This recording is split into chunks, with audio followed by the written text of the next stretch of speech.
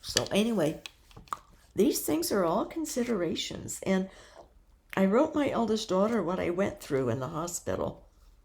I don't know if she read it, but it's still such a trauma to me. I would like to sue those people. And then to find out that I had seizures and that that's what's made my spine so bad from the Narcan. And it was dangerous for them to do that. And I'd called. I don't know if they should do more scans. I think it's just pain. I think it just aggravated my thoracic spine so much to make it many levels worse.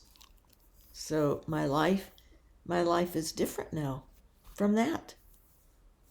And I don't know if it's ever going to come back. Probably not. If the block works, it'll be temporary. If it works, though, at least that'll be temporary. I know I need to pack up my books, even get them packed up so I could paint the shelves out there. They'll need a coat of this fill-in that you put over wood grain to fill in the grain some. I forget what it's called. Certain kind of sort of a heavy white paint, and then you sand that a little bit, and then you put a couple of coats of your color paint that you want. I'm gonna have it all very light out there, but I haven't had the energy. I get up, I have these ideas of doing things, and I end up in bed. Well, I did get up. I had bought ground beef at Costco, and I had to get that divided up in portions and in the freezer. I make these balls, then I can get them out and thaw them, and have a nice ground round, even for breakfast. I get some beef, trying to get my iron built up, and this is just a totally different experience than I've had, because there's not the hope that I had, years ago with that surgery where I died and stuff. That was major, but the experience with God was so incredible. I was pumped up with God's glory and how God is so real then. I had these 3 little children to live for and to rear, and I got through that, and it was all very positive. Even though I lost my career, my job, my life as it was, I tried, did over half a doctorate in clinical psych, but had to stop that because I couldn't do the internship. Kept having pain sieges. So the agency that was doing my internship hours says, well, we can't have this. You have to be available for the clients. You can't just have a pain siege and be out for 3 to 10 days when you have people in crisis. So, that wasn't going to be a career I could do. So that was gone, but got through that because I had my children to rear. And then God called me into the Catholic Church and to be a hermit. So I have to just keep my focus now. And I may not get any writing done. I don't know. I haven't done any now. I've barely done videos. I do them and then they're no good. So I think they aren't. I get off onto some tangent, or I talk too much about people rather than the issue that people have. And I don't blame people. I think I was like this 41 years ago. And if you are working and busy, it's for efficiency also that you need to have everything in order. I would think it would take a most unusual person who was very, very detached to be able to live in a house being remodeled and still be working and come home. And you'd have to be so detached that you don't notice things, which, like, I don't. Doesn't bother me. And the island did that for me. I had to go without a toilet and a shower for over 2 years. Used a bucket, 5-gallon bucket with a toilet seat on it. And my strawberries were best on the island. I've mentioned that, I think. And the shower, I spit bathed. That time just in a little bathroom sink, little tiny sink. Doesn't matter how big the sink is. You still get your washcloth wet and soap on it and do your body parts and rinse off and dry off. It's the same. In fact, the other day I washed my feet in bed. My back got too tired of standing. So I brought the soapy washcloth back here and washed them, and a towel. And I put so much this castor oil on my feet, helps the pain a little, I think. And did that, and I didn't bother rinsing my feet. What difference does it make? What does a little soap dried on it hurt, or mixed with the castor oil? That probably rubbed it off, and the towel rubbed a lot of it off. See, we get these things in our minds, society, of things they have to be a certain way. And we forget, how do the poor live? How do the homeless live? And many of them live long lives, the poor. And have hoarders. I couldn't believe the upstairs and the, I mean, it was, everything was in order, but just more stuff and more. I mean, I couldn't believe it because of all the nitpicking over my counter. Just bothered that my counter was still, finally I took a couple of days out when I still had a healthy back or better back. Now I regret it. Could have used it for something else. But, and taking stuff to the garage, then I have to go out the garage, have to go all that extra distance to get a tool or to get something I need, when it was so handy on the counter. But it bothered, and I did sort of, I thought, well, and the elderly friend, grandma, came, oh, your counter's, oh, you're at least getting that done. People are so shallow and so visual and so temporal. I couldn't get over it. I don't even remember what her house looks like inside. It doesn't matter to me. It could be loaded with stuff or whatever, or not. I don't care. But I particularly noticed that just because of all of the pushing I've been getting and the negative comments. And then to see the hypocrisy. It might be all rolled up and every little box marked with, 20 different pairs of hose and 20 different pieces of underwear, and then the secret temple garments all rolled up, because I had to search through. She had everything written down where things were, but some weren't right. And then all the jewelry, all the perfumes. Pick the perfume. I mean, like a dozen bottles of perfume. I mean, it's just, but I mean, I can understand. She's all children, they all probably give her gifts and things. They do, I'm sure, birthday and Christmas. But all the clothes, pick two pink blouses. Well, there were like a half a dozen. So I picked two pink ones, but all other colors of blouses, floor to ceiling. And I thought, and you were bothered by my counter. And I wasn't bothered by any of it. I don't care how much clothes people have. No, what got me was all the harassment I've been at, these negative comments. I'll come over and help you clear your counter today. I'll devote the day and come over. I'm going to paint your house. I'm going to get that wall painted in a day. Oh, it needs caulk. Oh, I haven't caulked, but I'll show you how. Oh, good. 10 minutes, 15, wasn't even 15. Oh, my hand hurts. The caulk gun's too hard. Too hard. So okay, might be for me now since I got so messed up and I've been out of work for a month now. Not quite a month. Be 4 weeks on Monday, but I'm too concerned to try to dig. I did pull the dead tree out from front. Shouldn't have died. If I want to use the energy to drive to the garden place and get my money back, I should. It was expensive because it shouldn't have died. I was told it could go in full sun, and I wondered, oh no, it can do full sun. No, it couldn't. But I do sort of worry maybe it might have been root bound too much, and maybe it didn't get enough water, because I don't know. I need to get up at 6 and go see where the sprinklers are actually sprinkling. You need 2 people to adjust your sprinklers. One to run the thing to have it go in the different stations, and another person out there watching and marking down what ones need adjusting. So I need to get this man back. But yeah, it's just, and like the neighbor across the street, oh good, finally somebody will be doing something with that house, you know. And I'd asked them before, the only thing out in front that would bother anyone is my front area that I was putting the stone on.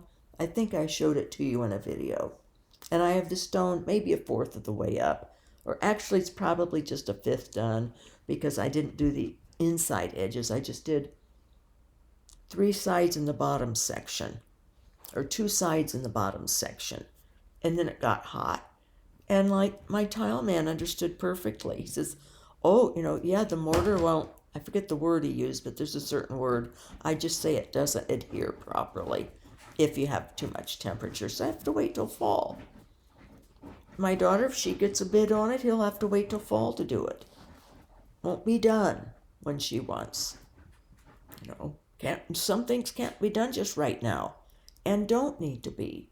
And it's a good practice to practice letting go of expectations of society, of these Facebook reels and the social influencers. There was some lady a few years ago that it was an Asian woman, everything real tidy. That's what this person has seen, my neighbor, because everything was rolled up just like she would show, and everything marked, and all these boxes, and I mean, I have to get rid of stuff. Just, I have stuff that since I don't, can't go anyplace nice or don't anymore, I want to sell my stuff. But I was just doing other things first and it didn't matter. But I don't have that much. But it's way more than, I just need my work clothes really now. And, so... and some of them, though, I didn't get rid of, I wouldn't get rid of a lot of them because you wear these out. I have some shirts that are getting holes in them. They're just getting worn. Had them for 20, since 204, 205, well, 20 years. 20 years. And I don't plan to ever buy again. I don't want to go to a store and buy.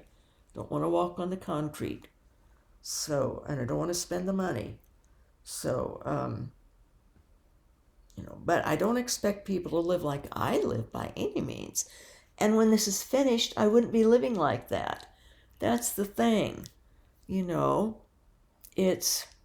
But it takes me longer. And I've explained and why people can't just accept it. And yes, I probably will get better. I'm getting my energy back. Not much, though. And with my spine so bad, that's the problem. Now, it's my spine so ruined that I can't. Even walking around, the pain gets so bad. I would have to take more of my breakthrough pain meds, maybe 2 or 3 a day. I would have to take spaced out in order to do more work. But my body's still dealing with the septic shock, and I don't know how long. And then I come back to this thing that I think God had this happen. I think he had it all happen because he wanted me to change courses. So I did write to this daughter, and I said, I know it bothers you that I'm living like this. And I said, and I'm willing to change, to go.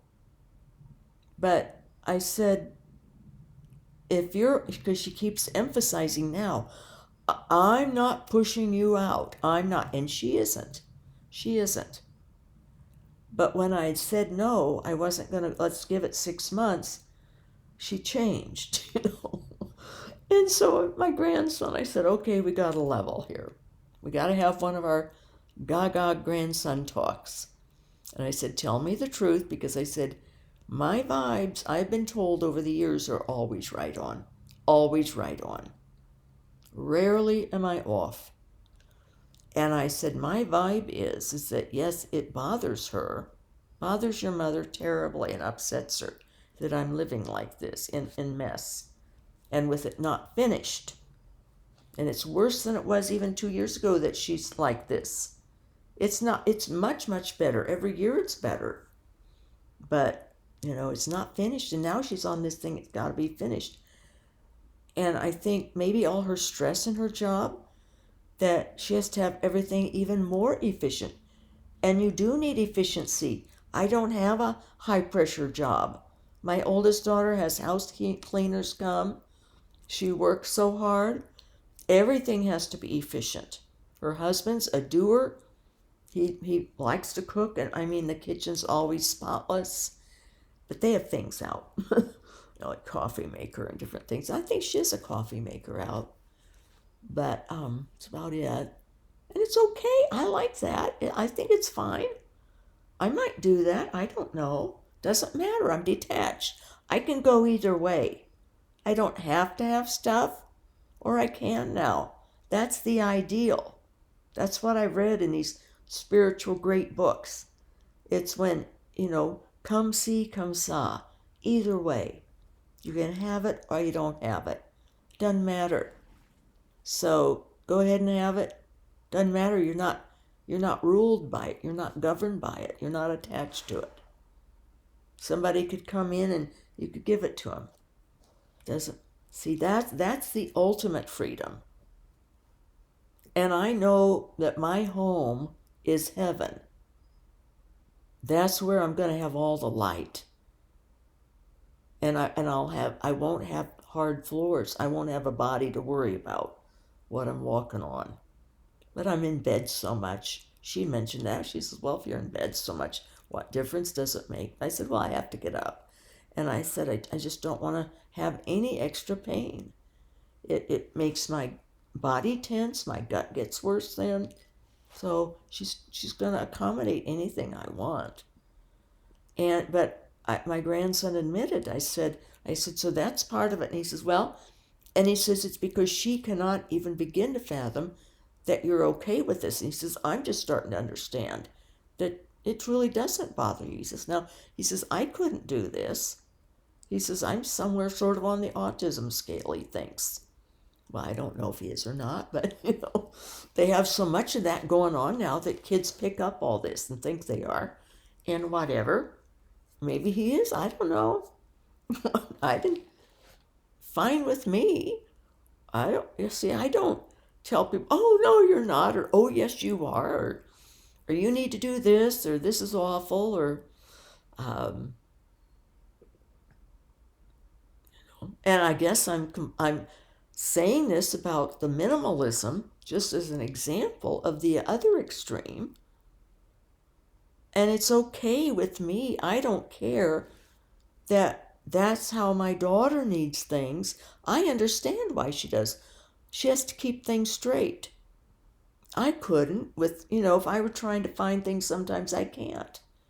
If I'm so used to just ignoring, and I pretty much know where my mess is, so I can go right to it. Other people couldn't begin to in here. But I'm just pointing out the extremes, and that someone who needs that shouldn't just expect that I need it. See? But they can't. They can't fathom that. It's back to the floaters and the dockers. The floaters are floating along down the stream and they have the whole perspective. Whereas dockers are in their land, docked, and they're looking out and they see one view. They see, oh, here's this floater coming right in my view. What's that crazy person doing out there floating? What point is that, They don't get it. That person is seeing the whole view and has a purpose, too. A reminder, even, of that there's always other perspectives and other ways of living. That we don't have to go by the way of the social influencers. However, if I had gotten this fixed up, it would have been everything in its place. I lived like that normally, or I did. When I had the island house finished, especially the month that I was waiting for it to move out, or I think it took it a little longer to sell. Well, not long did it take to sell. I think maybe 3 days. It was over the Memorial weekend though, or Labor Day weekend. So that's why it took like 3 days, but it sold to the second person. And the first person would have, but they wanted to be right on the water instead of just a view of the water. And they both loved the landscaping. The second person bought it, and the landscaping sold it. Came right in through the gate into the drive, and I want this place. Hadn't even been inside yet. And that was that, full price. And it was maybe September 10th, 3rd or something, or 5th, whenever that was, after Memorial Day in 2018. And closed on October 3rd, or the 2nd, and then I got my check on the 3rd and was out of there. I moved out. I think I left it, supposed to leave at 6 in the morning, but it's more like 7 because I was making Christine the pole barn. And finished loading up my truck a little bit. But all that month, that house was just perfect, kept in perfect condition. Everything wiped out. I'm very neat and tidy. But if I'm in construction mode, what's the point? That's what I felt even with my tools on the counter. What's the point of every night taking them out to the garage and walking back when I'm so tired all I can do is just want to plop on the bed at 6 because I'm done. I'm done in my back skill. And now here I am. So see, but I can't expect other people to be where I am either. What I'm frustrated about is that they make their comments to me and their judgments. It's their judgments of me. And that neighbor lady wanting me pushed out because she can't take it. She can't take it anymore that it's not finished yet. She wouldn't have been able to come over. She was dying to come see the shower done. This whole thing has become her project because she's so bored. All of her undies are all rolled up neatly in a row in that box, and everything else is up there, and all this stuff, and all the 3 bedrooms are just loaded with stuff. And it's okay. I mean, it was clean and tidy. It's all, I have probably 7 or 8 sheets of underlayment I'd brought in last fall over against the wall when I was going to do the floor. Well, it's before I got sick last winter. I had my winter plans. And boom, I was taken out for all that time. Deathly ill, you remember, some of you.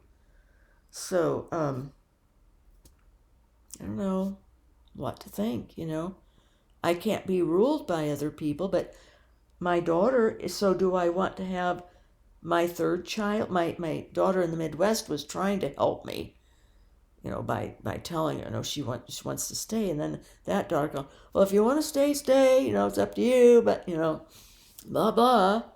And then I said, no, you have to understand. I had to calm her down and say, this is a process.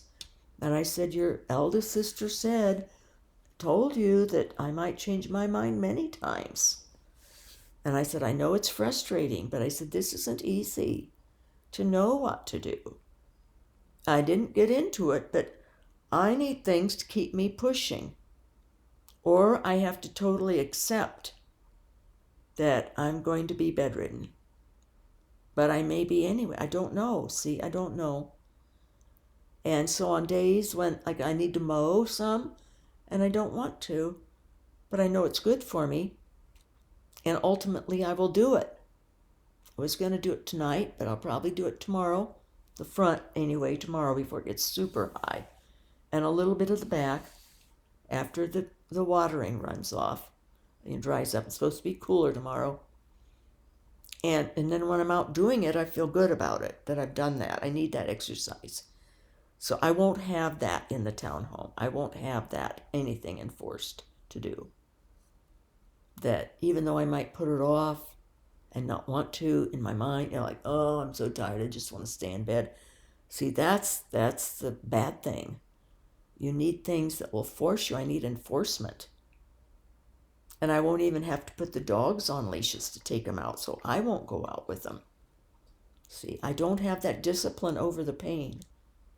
That's why here it was ideal with no fence, because I have to take them out on leashes. Now, other people don't, but I get in trouble with HOA. If my dogs escaped that one time, and they were on me, that's the day he threw that bag of dog poop at me. It wasn't my dogs, but he'd found some out there and thought it was convinced. And, he's after me. My daughters even use that, oh, you wouldn't have to deal with them anymore. Well, no, but I'll just have other problems there. And as far as my neighbor then, and these negatives that have been going on for quite a while, and I've caught on to them. And I'm being nice to her because I did a test and she doesn't even realize she does it. It's not intentional. The passive aggressive is not intentional, and the negativity, the having to put me down to build her up. Because if I were married to that person that she's married to, I would be a mess too. And he bullied me out in the yard, ordered me around about their mail, and I thought, you so-and-so, but I didn't say anything. I said, fine. So, So, yeah, I wouldn't do well if I would lose my sense of self. I would feel a total lack of control and demeaned and like a little slave there. I'm the maidservant of the Virgin Mary, not of some human who won't even go out and get the mail, because that's not his job, it's his wife's job. See, he's in his recliner watching TV day and night. And I don't think junk stuff, I think it's Mormon stuff. I can see through the window when I take the dogs out at night. They have their window. Oh, I'm nosy, I guess, but couldn't help. Your eyes are drawn to action and the TV. So, naughty me. See, these are why then I end up cutting off my video, not doing my videos. But you may as well know that, but I love the person and all the people, even, they don't understand. They can't. How can they? So, but I just want peace. It's okay. It's all right. I'll just have to let go. I think I have to let go. And I'm down to, I'll need help. I don't know what we're going to do when they're gone on trips or on their work, gone for work. I did ask you, would you have some friends who would come over if I needed help? Well, that would be awkward. I don't know how we'll work that out, but what do I do with that? Here I have Sean, and Grandma wants to go to grocery for him, but I haven't needed that. But if I did, she would go. I did the first week I was home. But Sean's taking me to the neurosurgeon's Monday. I could probably make the trip in. I'm just not sure about getting back, and I want to make sure I hear everything the neurosurgeon says. And I want to be able to express to him about the arachnoiditis in my gut and who's going to help me get my gut situated. Or am I supposed to just die? I think that's probably what's going to happen, is that I will just have to suffer and be crucified and died. I have to just go with what God wants. But I think it's best to go to the town home in all ways, really. I don't want to, though. I think I got that through to my eldest daughter, and I'm grateful to her that she wanted to say no. She wants to stay there, and the other daughter was willing to do that, definitely so, not pushing me at all.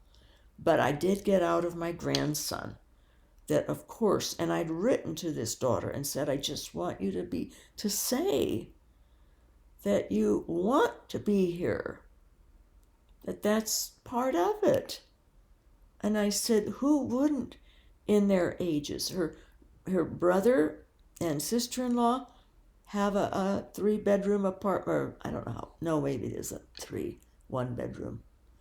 Down in Manhattan, big place though, nice. And her sister and brother-in-law have a huge home back in the Midwest, and She didn't make out well with her divorce. Okay, she did, but she can't get a house. This is the one she can get. She'll assume the loan when I die. It'll go in the trust to her. And if she moves in now, she can enjoy it and they can entertain and people will use this beautiful home. And she'll get it finished. She'll use her money to finish it. And overspend, but it'll be done. And if that's what people need, like the neighbors next door, I bet they spent $200,000 to $300,000 finishing that place, and I should not judge. That's how they wanted to do. They don't want to do any work. They don't want to mow. They don't want to get their own mail. Her husband doesn't. So see how people are different. But I had to work to keep my body built up, to avoid paralysis and to avoid being in a nursing home sooner because I don't have the money for it. But this daughter she says she'll sell her townhome or this home. And then she wanted to get the home across the street so she could be even closer to take care of me if I needed. So I know her heart's in the right place. Definitely is. She's not just wanting anything. As far as, trying to take or push or anything at all. And just pray for me, folks. I've got to understand that God wants a change for me. And I can see, I have, even the man who's doing the telling, he knows, and he says, but is that your plan or their plan? Because I said, they could, have put up people there with the clinics and the things. They fly in from other states to get training, intensive. My daughter's an excellent teacher and an excellent pro player. And they come, but their little townhome, she could only put up like one person, and it wasn't pleasant, it was hard. And they come in by 4s or 3 people at once, fly in for 3 or 4 days of intensive training. And I've got these 3 bedrooms up there, all beautiful with views out on the pond. And I've got the big bonus room with a huge window that looks at a mountain. She could have these, do a package deal. It's her business, see? I'm all for that. I think the place needs to be used. So it's just me getting through this of accepting what happened to me and how unjustly I was treated in ER and how they could have killed me. And for all I know, maybe I did die for a while, but if I did, I wasn't on my way seeing God this time. Not at all. It was just darkness. And my daughter here, yesterday she called and she said, I just realized, why didn't they call me? She said, you got there at 8, that you were registered at 8 at night. Why didn't they call me at 8 to say that you were there, unconscious and fighting for your life? I said, no, I was there at 11:20 in the morning. What? I said, yes, it was at 8 o'clock. I said, maybe the hospital put me in as registered at 8 or something. She says, well, I thought you told me. No, I was there from 11:20 until 3 a.m. was when I next knew what time it was. And I'd been Narcan twice, and the one ER head doctor, I was told it was him by whoever was standing near me. I don't know if it was a real person or if it was my angel who was telling me things. I honestly don't know, because I didn't see, but I felt the presence of someone beside me, and that person spoke. It's a man's voice. And when that ER doctor left, after I said I had no one, then that person said, he's going to get an ambulance to take you home, since you don't have anyone to take you home. He's arranging for an ambulance to take you home. And that's when I said, I'm very, very ill. Something's really wrong with me. I can't go home. There's no one there. And then I went unconscious until 3 a.m. after that. And before that, I forget what it was that person had said. There was something else the person told me, explained. Oh, when that surgeon was saying he was going to operate on my forehead, could I give permission? And I said, well, go, I don't know what you're talking about. What time is it? He said, and I said, well, go call my daughter. Call my daughter. She'll figure it out. I don't know. I'm too confused. Then after he left, this voice said, he's going to put lines down your veins. You need lines down your veins. And then when he was getting all frustrated, and I said, this doesn't seem to be working. I don't think this is meant to be. And that surgeon got all frustrated and walked off and was, taking off his gloves and whatever. This voice said to me, whoever was standing there beside me, said, your veins kept collapsing. That's why he couldn't do it.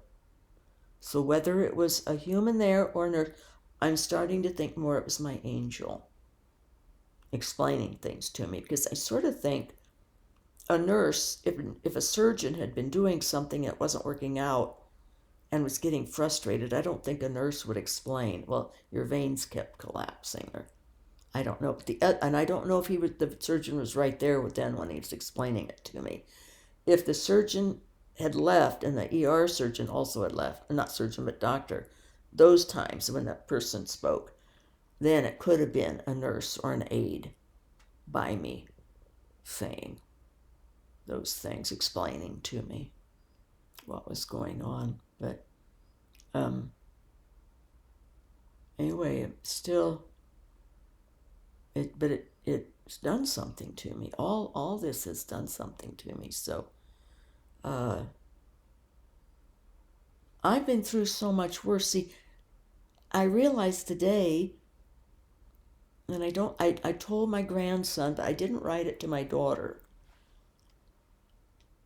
But it's not the townhome. It's not going there that's a problem. I realized, see, this is another attachment I had. I had this goal and this plan that I was going to finish this. I've always been one to finish what I start, usually. I mean, if it's something that through no fault of my own I can't. Like I was gonna do that photo book of my gardens in the Midwest. And I'd gotten all this camera equipment, books and things, how to do it, and a tripod to take close-ups of these beautiful plants, stuff that I've never seen again, and you've never seen a garden like that, because I never have either, and other people hadn't. It was extravagant. And I took a lot of heat for that, too, from these, narrow-minded people, or people who just, mindsets have never gone beyond the usual, or what society says must be in a yard. So, but that time, see, the police said I had to get out. So I had to go. I couldn't finish. I couldn't do the book. I hadn't started the book, though, but I'd gotten the equipment for it. I still need to sell. I sold some of the stuff to my grandson. I have to sell the rest of it, the camera and things. I don't need it for anything. So, So yeah, and that was an expense that's gone. I didn't get my money back out of it, but the lenses for my grandson, I traded in some labor and kid labor. I'm a grandma, do that kind of stuff. But yeah, so it's about I wanted to finish this house myself and follow through, and I love doing it. I see those boards over this. I had the grandson help shove this back. I'm going to get the dresser back and down. I'll have to take the drawers out. They're a little bit heavy for me now. To start some underlayment. I love drilling in underlayment, drilling it down. Then I take this little stuff called patch, and I even patch over the little screws. So if anything ever pops up, it won't affect the LVP at all. And you don't have to put underlayment down. But there's slight imperfections in this subfloor. And so and it's all, so it adds an extra cushion and it adds an extra soundproofing. I do everything to make the house for whoever's going to have it really great. So I told this daughter, I wrote to her, I said, I want you just to admit that part of this is that you really, really want this house. And I said it would be natural for anyone your age to be out of that townhome surrounded by elderly people and be in a neighborhood and have a home where you can entertain friends and do your pickleball, have people fly in and hostess them. And I said it just let me know. I want to know that you love this house and that's you're excited to be having it. It's okay. I know otherwise we should just sell it as is then, and I'd go get some other little townhome somewhere that has a subfloor if I could find one. I think some over there maybe are. That would be my only chance for one without concrete because they were done in the 80s, but they still might. I can't tell from the outside because this one still has the cement foundation, but those over there that look out on the golf course, but there again, it's not fenced for the dogs. So I'm very psyched about having a little place that they can run. A little place, but it's better than nothing. And it's bigger than a dog, like a outdoor kennel or something at the borders or things where they have these little areas that are fenced. But no, this is probably 10 to 12 by 18 to 20 feet long. They can't run and run like the dog park. But so anyway, this is what's been going on. It's all part of the situation and the process, and having to die to myself and to my own. See, I do have attachments yet. See, they come up. It's not in things. It's not in my religious art or religious statues or my books. Not attached to any of that. Definitely not to clothes or how I look or how my surroundings are. But I'm attached to the pond, to the green, the view, to not seeing any houses back there. No sign of humanity. Where is in that? There's just a house immediately, another townhome right behind. I mean, you can be in her and just see right into their kitchen. It's just that close. And so that's why I was going to put trees along. And she says, if I can dig, or my grandson, I could hire him. If it would be before he's going to college and he's going to live on campus. But maybe he could come some Saturday and help me. I bet he would. Or maybe Sean would be willing to be hired to come drive over and help me do the digging. But to put trees that'll grow fast and be evergreens along, they're skinny trees, so that I can just look out at green. Why not, Or detached and not notice and not care, for pity's sakes. Get my mind on God. So see, but this was what sort of got me. So I still have my own issues that my daughter says, well, as long as you don't make my neighbors make the neighbors unhappy for all your gardening. I have only had one neighbor upset with my gardens, and that was the crazy lady. So, and that, was to be expected. She was mentally ill and wanted to keep killing me, kept saying she was going to kill me, and did, terrible things, property damage, and, came over to attack me and threats and all. So turned the whole subdivision against me with lies. It's just, and they believed it, see? They believed a mentally ill person and her extreme lies. And so finally one of the neighbors, her mother finally said, they were looking, it was after like 5 years of this, or the 6th year.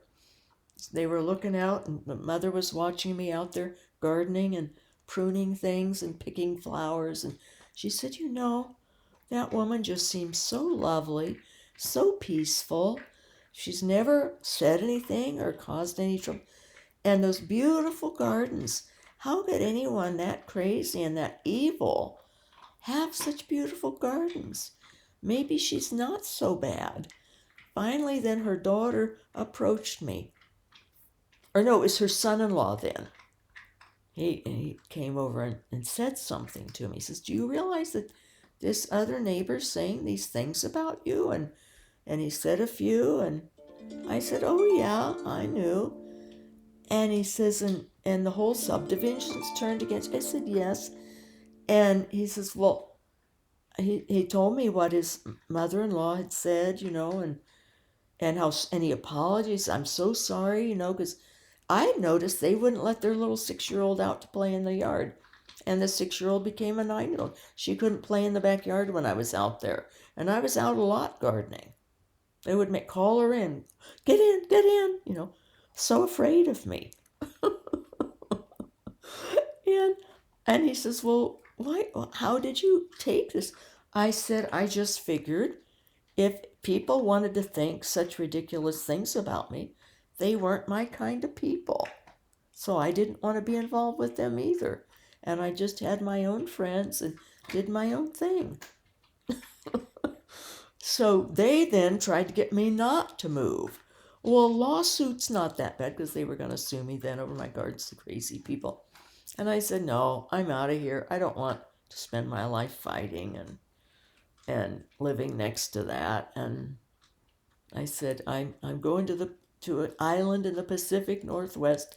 Sounds exciting to me. It's beautiful out there. Oh, wow, sounds so good. But yeah, so see, I have my attachments to light, to the pond, to my gardens. Not so much the gardens because I am tired. They do take a lot of upkeep. But, and to wanting to finish it. This thing of wanting to finish. You've got to be able to detach and let go of things that you can't finish. You might be halfway through a cake or icing it, and it's going to be your most beautiful cake you've ever decorated. And something happens and you've got to let go. Like you die and you have to let it go. That's the kind of detachment. This is a different kind of detachment God's showing me that I have. I have to give it up. And I have to go to a dark place. And she did say she would go ahead and put her light countertops on. That'll be nice. I'll like that. I could negotiate about anything, but I would never do that. But I know, of course, 47, they're both engaged, lovey. You just chewed up my spacer. You shouldn't chew that up. He's looking at me like, Mom, that was so much fun. So anyway, yeah, and I said, just say this is part of it, that it's okay. It would make me feel good to know that you just want to come so badly and you love it. And it'll give me joy.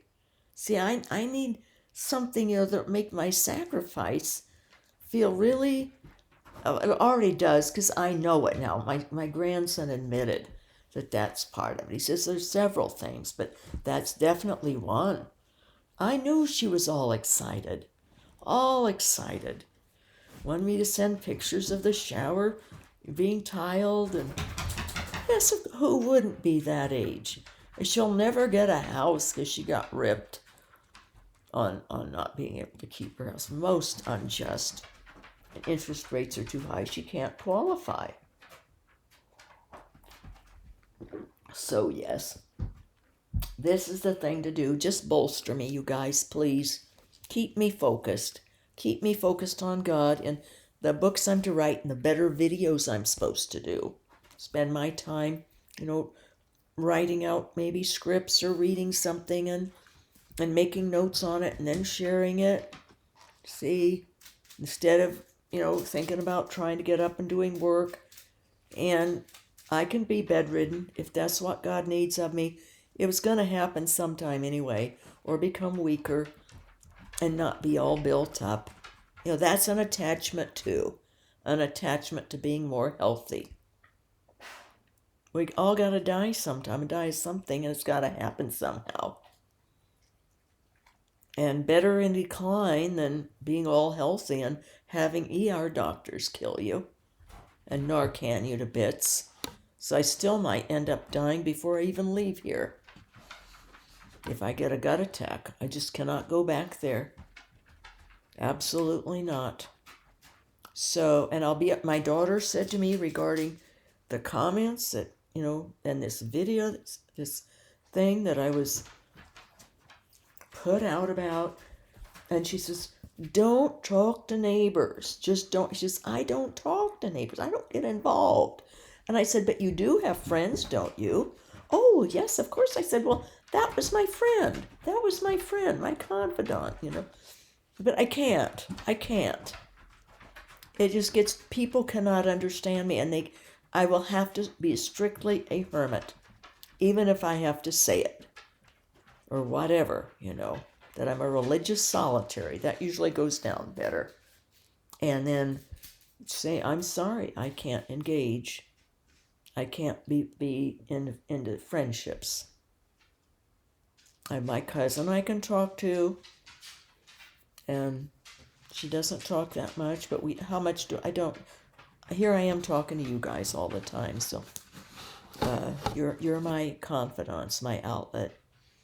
God bless his real presence in us, and I just gotta keep going until I can't. And need to start packing up my books. It's gonna be 5 weeks now till September, so I gotta get going. And right, puppies, I gotta keep built up enough because I gotta keep you exercised, don't I? Yeah, it's just worth it for you guys to have you guys have a little place to trot around in a little bit, isn't it? Yeah. So, God bless. God love you, and I love you. We pray for one another.